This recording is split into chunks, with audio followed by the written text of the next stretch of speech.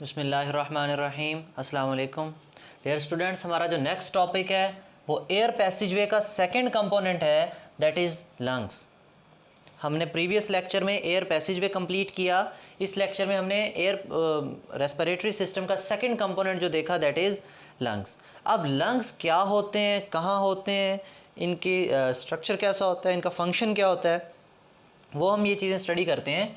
हम कहते हैं जो लंग्स हैं वो कहाँ पर होते हैं और क्या होते हैं। All the alveoli of one side constitute a lung.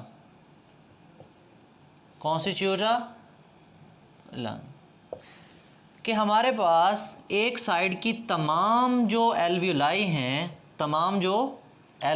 हैं वो मिल के क्या बना देती हैं, एक लंग्स बना देती हैं। ठीक है। All the alveoli of one side, एक साइड की जितनी भी एल्वियोलाई थी उन सबको इकट्ठा कर दिया जाए, उनको एक झिल्ली में बंद कर दिया जाए, उनको एक मेम्ब्रेन में बंद कर दिया जाए, तो वो क्या बन जाता है, हमारे पास लंग्स बन जाते हैं। All the alveoli of one side constitute a lungs. अब उस साइड का उधर बनेगा, राइट और लेफ्ट दूसरी तरफ बन जाएगा। अच्छा, अब हम इनकी लोकेशन देखते हैं कि हम कहते हैं कि लंग्स आर लोकेटेड, कहाँ पर लोकेटेड होते हैं, इन द थोरेसिक कैविटी।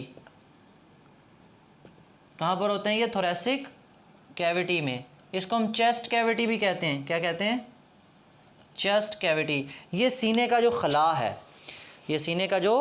है, इसको हम क्या कहते हैं, चेस्ट कैविटी या थोरेसिक कैविटी। तो कहाँ पर होते हैं हमारे पास lungs are located in the thoracic cavity. और प्रोटेक्ट कौन कर रहा होता है, our ribs protect the lungs, protected by 12 pairs of ribs. हमारे पास कितनी रिब्स होती हैं, 12 पेयर्स, 12 जोड़े होते हैं रिब्स के। पसलियाँ जिनको हम कहते हैं, वो किसकी हिफाजत कर रही होती हैं, लंग्स की। हमने कहा लंग्स होते क्या हैं, all the alveoli of one side constitute a lung.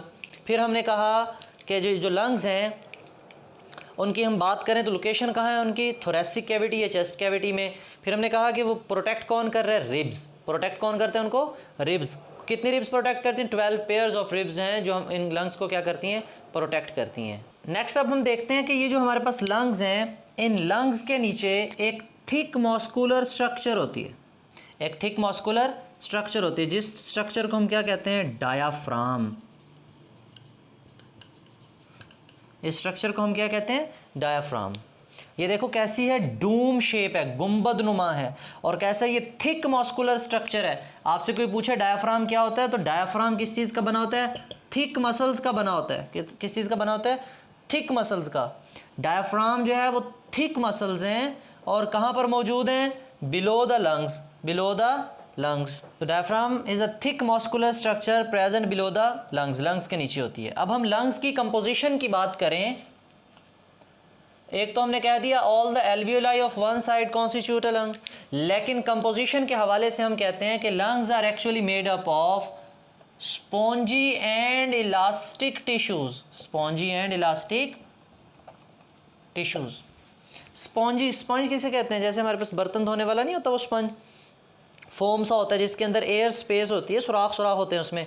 बिल्कुल वैसे ही हमारे पास लंग्स भी स्पॉन्जी। अगर इनको पकड़ के प्रेस करें तो इनमें एयर होती है, वो इंट्रैप्ड हुई होती है, वो निकल जाती है, तो ये थोड़े से प्रेस हो जाते हैं। इसलिए हम इनको कहते हैं ये स्पॉन्जी हैं, सुराखदार हैं। Spongy and elastic tissues. Elastic mean they have ability to contract and relax. जब इनमें एयर जाती है तो ये एक्सटेंड हो जाते हैं, एयर बाहर निकलती है तो ये कॉन्ट्रैक्ट हो जाते हैं। इट्स मीन कंपोजिशन में अगर हम बताएं तो हमारे लंग्स किस चीज़ के बने होते हैं, स्पॉन्जी एंड इलास्टिक टिश्यू से मिलकर बनते हैं। किससे मिलकर बनते हैं, स्पॉन्जी एंड इलास्टिक टिश्यूज से। फिर हम मेम्ब्रेन्स की बात करते हैं। हम कहते हैं कि हमारे पास हमारे जो लंग्स हैं इनको आउटसाइड और इनसाइड दोनों साइडों से एक मेम्ब्रेन ने घेरा हुआ होता है, एक मेम्ब्रेन ने इनक्लोज किया हुआ होता है। उस मेम्ब्रेन को हम कहते हैं प्लूरल मेम्ब्रेन्स। क्या कहते हैं, प्लूरल मेम्ब्रेन्स।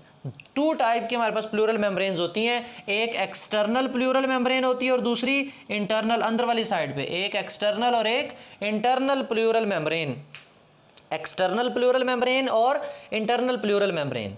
अब ये जो प्लूरल मेम्ब्रेन्स हैं इनका फंक्शन क्या है, तो हमारे हर बॉडी के ऑर्गन के गिर्द एक झिल्ली होती है जो उस ऑर्गन की हिफाजत करती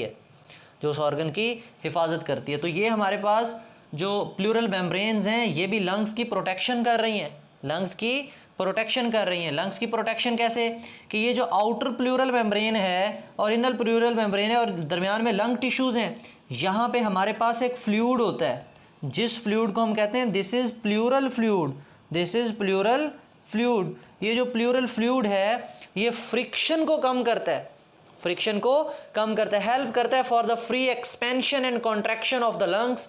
लंग्स को जो है वो फ्री कॉन्ट्रैक्ट और रिलैक्स होने में हेल्प कर रहा होता है। ये भी बात क्लियर हुई।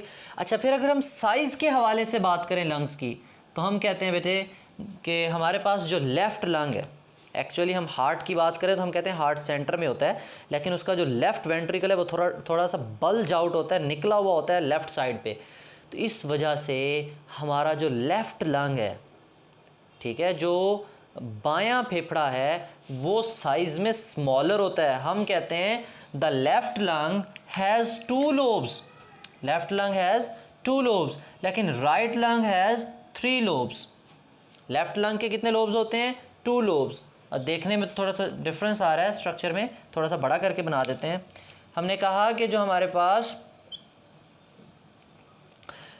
लेफ्ट लोब है, सॉरी लेफ्ट लंग है, उसमें 2 लोब्स होते हैं। उसमें कितने लोब्स हैं? 2 लोब्स हैं, स्मॉलर इन साइज़ है। और जो हमारे पास राइट लंग है उसमें कितने लोब्स होते हैं? 3 लोब्स होते हैं, वो थोड़ा सा लार्जर इन साइज है। कोई पूछे क्यों स्मॉलर है? Due to presence of heart and associated structures, heart और उसके साथ जो एसोसिएटेड स्ट्रक्चर्स हैं उस वजह से हमारा जो लेफ्ट लंग है वो स्लाइटली स्मॉलर है, स्लाइटली स्मॉलर है as compared to right lungs. Difference कहाँ आता है? लेफ्ट लंग में 2 लोब्स हैं और राइट लंग में 3 लोब्स हैं। ये बात क्लियर हो गई। फिर हमारे पास इसी पेज के ऊपर इसी टॉपिक के साथ एक साइड बॉक्स रह गया था प्रीवियस लेक्चर का, वो है हमारे पास ट्रैकिया से रिलेटेड, ट्रैकिया और ब्रोंकाई और ब्रोंकियोल से रिलेटेड। हमने 9th क्लास में जब एपिथेलियल टिश्यूज़ पढ़े थे तो वहाँ पे हमने सिलिएटेड कॉलमनर एपिथेलियम के बारे में पढ़ा था। किसके बारे में पढ़ा था? Ciliated columnar epithelium. अब सिलिएटेड कॉलमनर का मतलब वो कॉलमनर लंबे लंबूतरे सेल्स तो थे लेकिन उनके ऊपर सीलिया लगे हुए थे। क्या लगे हुए थे? सीलिया। कि हमारे पास हमारी जो ब्रोंकाई है उसमें जो सेल्स हैं सिलिएटेड कॉलमनर सेल्स लगे हुए हैं। कैसे सेल्स लगे हुए हैं? Ciliated columnar. फंक्शन क्या है इनका? जब भी हमारे लंग्स में कोई भी बाहर से बैक्टीरिया, वायरस या डस्ट पार्टिकल्स हमारे लंग्स में एंटर होने की कोशिश करते हैं, हमारे ट्रैकिया में जाते हैं, हमारे ब्रोंकाई में जाते हैं, तो ये हमारे जो सीलिया हैं ये सब के सब वाइब्रेट करते हैं और उस ऑफेंडिंग एजेंट को, उस पार्टिकल को इकट्ठे जो है वो पुल करते हैं आउटसाइड, पुल करते हैं आउटसाइड। आउटसाइड पुल करने के बाद उसको धकेलने के बाद उसको कहाँ पे ले आते हैं? हमारे हलक में ले आते हैं, ठीक है, फेरेंक्स में ले आते हैं। ये बात क्लियर हुई। जब हम खांसी करते हैं ना, एक्चुअली स्प्यूटम कहते हैं बलगम को, तो लंग्स में से जो बलगम बाहर आती है वो भी कौन भेजता है? ये सिलिएटेड कॉलमनर जो एपिथेलियम लगाई है अल्लाह ताला ने, ये सीलिया प्रोपेल करते हैं उसको, ये सीलिया उसको प्रोपेल करते हैं और वो स्प्यूटम हमारे हलक में आ जाती है। फिर आगे बंदे के ऊपर डिपेंड करता है, या तो हम उस स्प्यूटम को जो है वो स्पीट कर देते हैं, थूक देते हैं, या फिर हम उसको इनगल्फ कर लेते हैं। तो इनगल्फ जब करते हैं तो वो हमारे स्टमक में चली जाती है। हमारे किस में चली जाती है? स्टमक में। तो ये एक साइड बॉक्स में छोटा सा जो है वो सिलिएटेड कॉलमनर एपिथेलियम के बारे में जो है वो बताया हुआ है। क्लियर? अगर बेटा इसमें कोई क्वेश्चन है तो आप कमेंट सेक्शन में पूछ सकते हो। Thank you. अल्लाह हाफिज़।